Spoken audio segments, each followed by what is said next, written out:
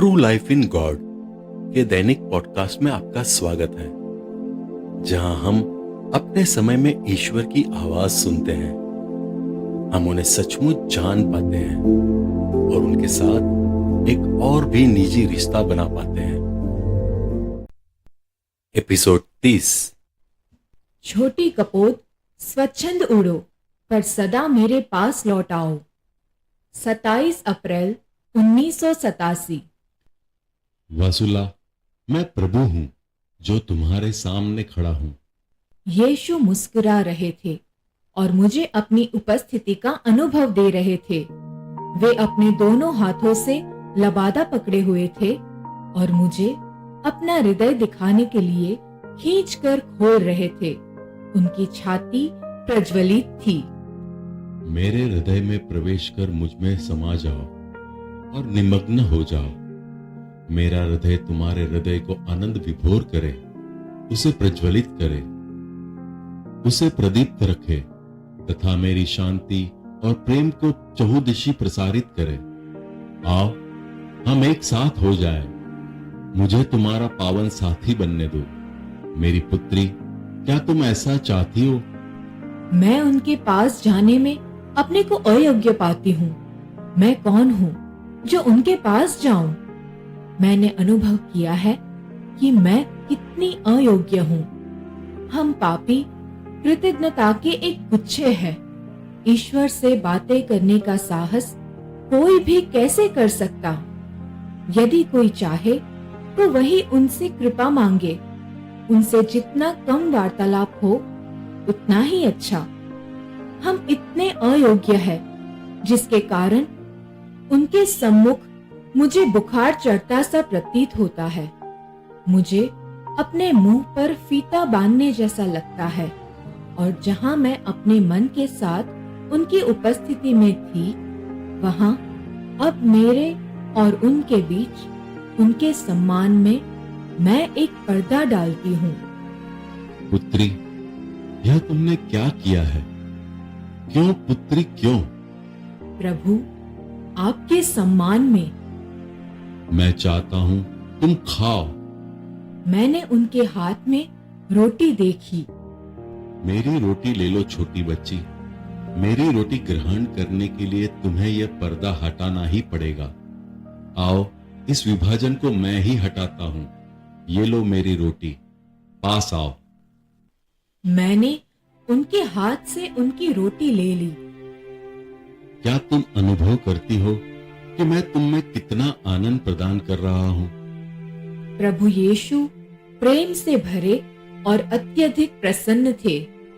वसुला, क्या मेरी प्रसन्नता को तुम अनुभव कर सकती हो? अपनी कमजोरियों और पीड़ाओं को मेरे पास ले आओ ताकि मैं अपनी शक्ति और करुणा के द्वारा उनका सर्वनाश करूं। छोटी कपोत, स्वच्छंद उड़ो पर सदा मेरे पास लौट आओ और मेरी रोटी खाओ। मैं तुमको प्यार करता हूं। मैं भी आपको प्यार करती हूँ। इसके बाद सारा दिन मैंने उनके प्यार का एहसास किया।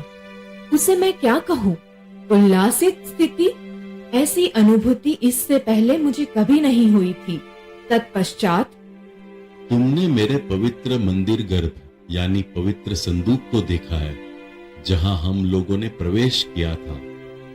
किस तरह स्वर्गदूतगण मेरे पवित्र मंदिर गर्भ की रक्षा करते हैं, इसका दर्शन मैंने तुम्हें कराया था। आज मैं पवित्र गर्भ के भीतर जो है उसे तुम्हें दिखाऊंगा। क्या मेरी पवित्र ग्रंथ रचना पर पड़े इस तेज प्रकाश को देख सकती हो? जी हाँ प्रभु। ये मेरे पवित्र ग्रंथ है जो तुम्हारी सृष्टि से पहले लिखे गए हैं। मेरे पवित्र ग्रंथों में मेरे स्वर्ग और मेरी समस्त सृष्टि के रहस्य भरे हैं। मेरे पवित्र ग्रंथ के पास मैंने 2 महादूतों के ग्रंथ की रक्षा के लिए नियुक्त किया है, जो निरंतर उसका पहरा करते हैं। मेरी छोटी बच्ची, आओ, मैं तुम्हें अपनी और महिमामय स्थानों का दर्शन कराता हूँ। ईश्वर मुझे जिस जगह ले गए वहां मैं बिल्कुल बेचैन हो उठी। क्या तुम अग्नि के इस पर्वत को देख रही हो? यह दिखने में सुंदर है, परंतु है बड़ा खतरनाक और जोखिम भरा। उस बगल से 2 नदियां बहती हैं जो आग की है। वह ऐसा लगता था मानो लावा बह रहा हो, लेकिन यह तो स्वच्छ लाल था। मैं, प्रभु, मेरे न्याय के दिन अच्छे और बुरे दोनों आत्माओं को अलग करूंगा। तब शैतान के सभी अनुयायी आग की उन 2 नदियों में फेंके दिए जाएंगे और अच्छी आत्माओं के देखते देखते ही उनका नाश हो जाएगा। वसुला, मैं तुम्हें मेरे स्वर्ग की और भी चीजें दिखाऊंगा। मेरे पवित्र गर्भ के पीछे और कई चीजें हैं। प्राणी, मेरी इच्छा पूरी की जाए, क्योंकि मैं ईश्वर हूं। याहवे सबाओत, तुम में स्वच्छंद कार्य करने के लिए मुझे स्वतंत्र करने दो।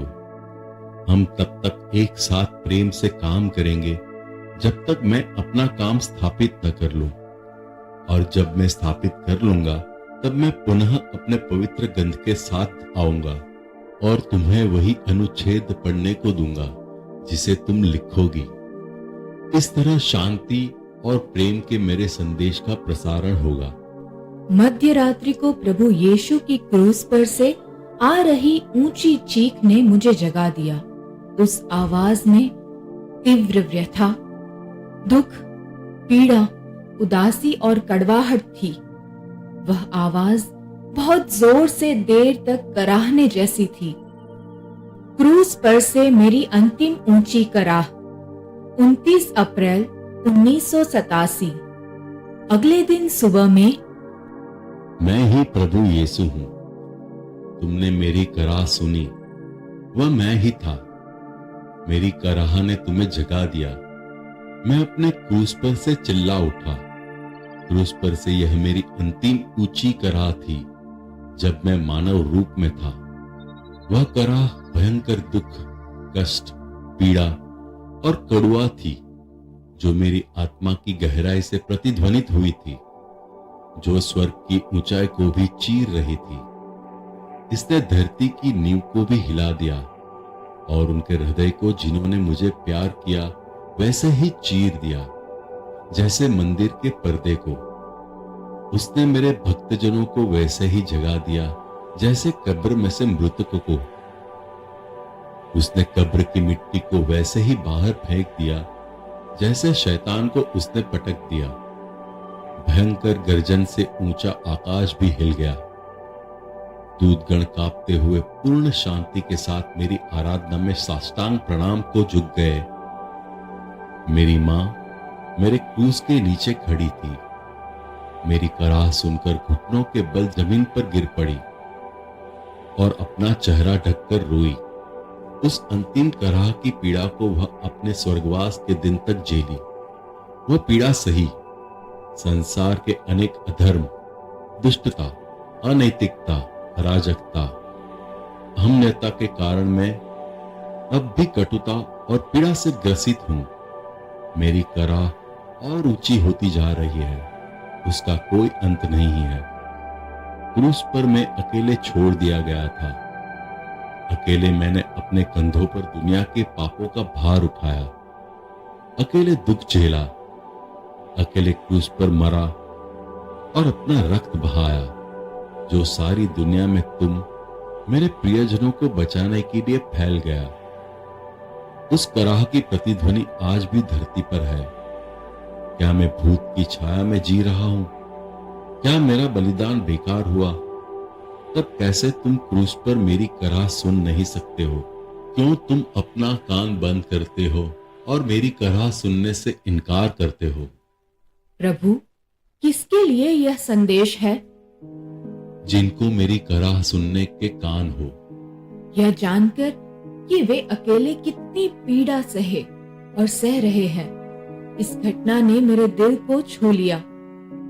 मेरे ईश्वर, मैं स्वीकार करती हूँ, मेरे द्वारा अप्रैल 27 का आपका संदेश, आपका बलिदान, आपका उद्देश्य, आपकी इच्छा पूरी हो।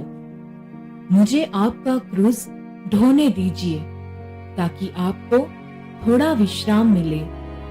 आपका बोझ ढोकर मुझे दिलासा देने दीजिए।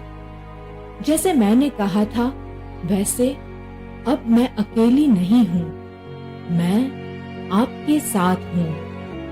मेरी छोटी कपोत, मैं तुमको प्यार करता हूं। मैंने तुमको अपनी सभी कृपाओं से आह्लादित किया है। मेरी इच्छा और मेरी महिमा के लिए मैं जैसा चाहता हूं मुझे वैसा ही करने दो।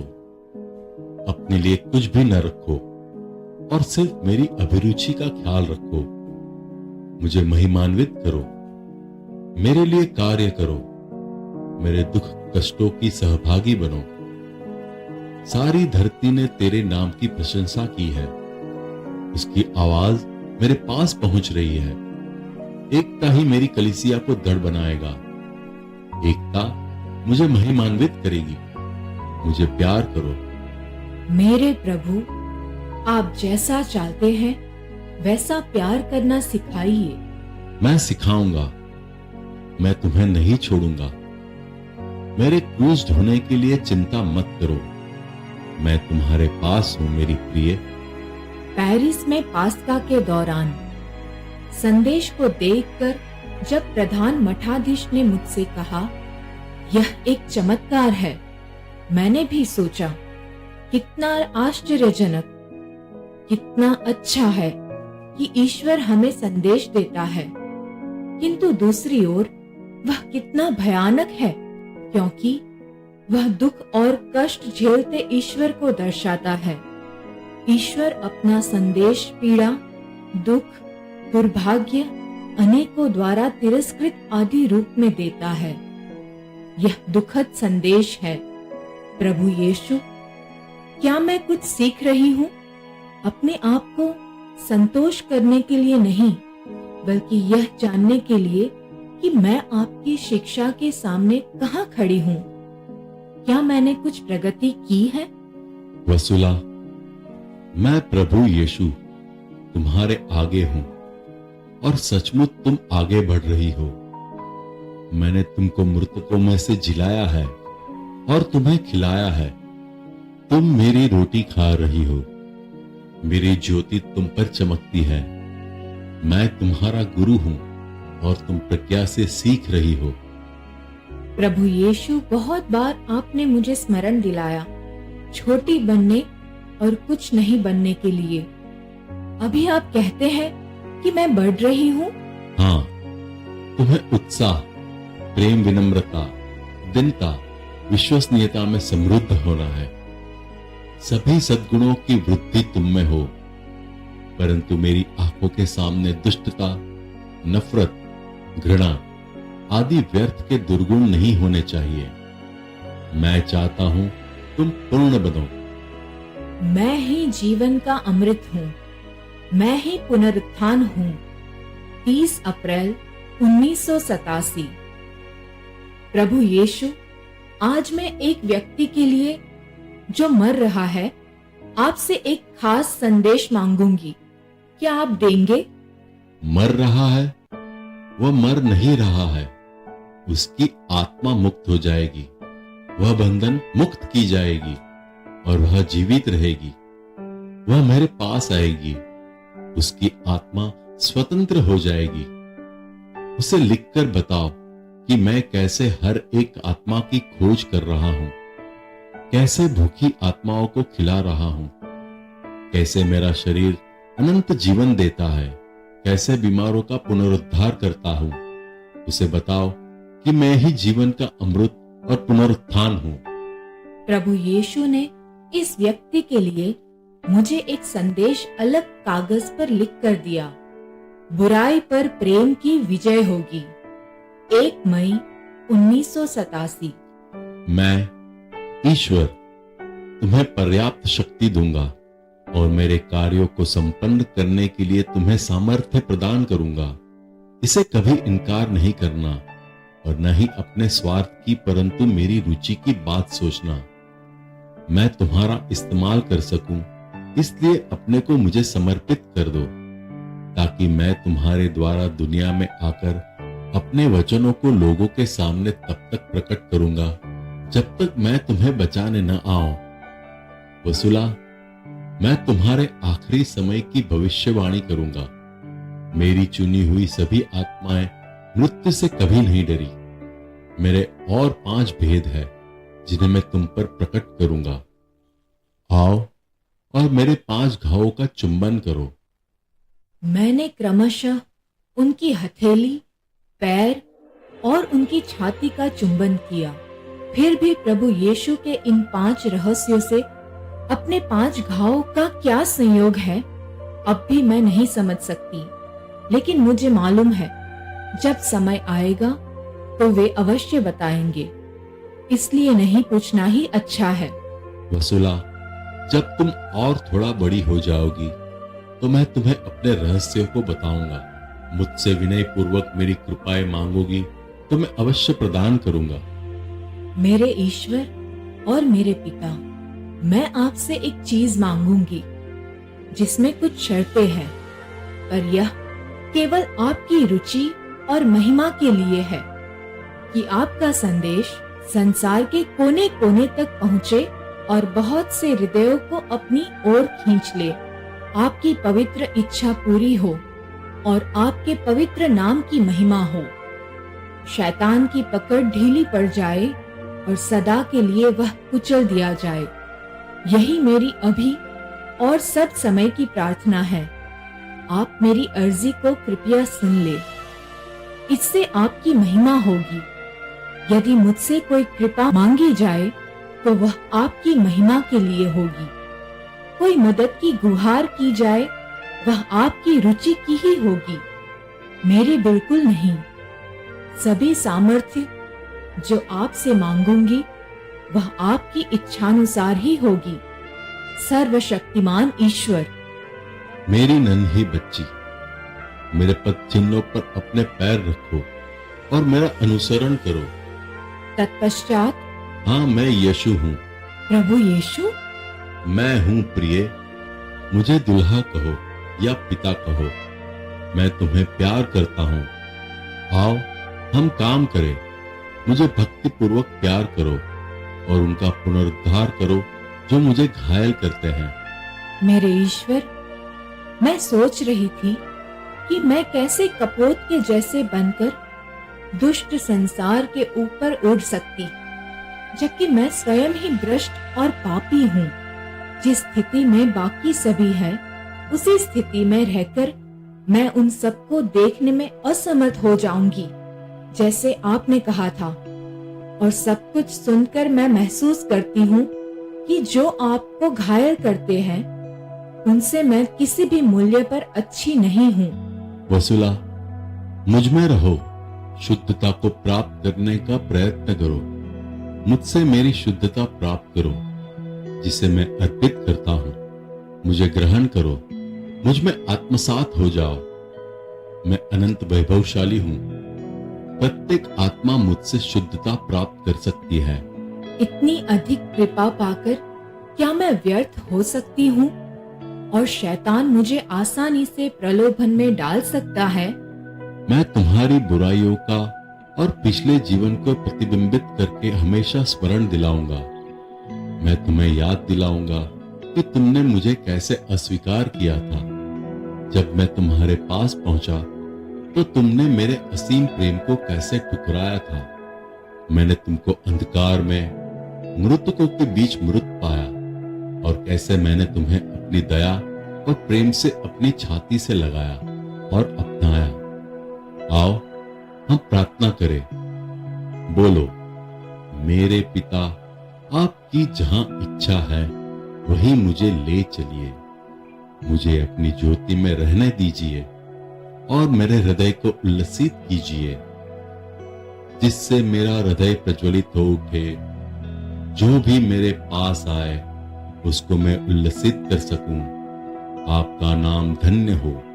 इसके बावजूद कि मैं अंकिचन हूं, आपने सभी कृपाएं प्रदान की है।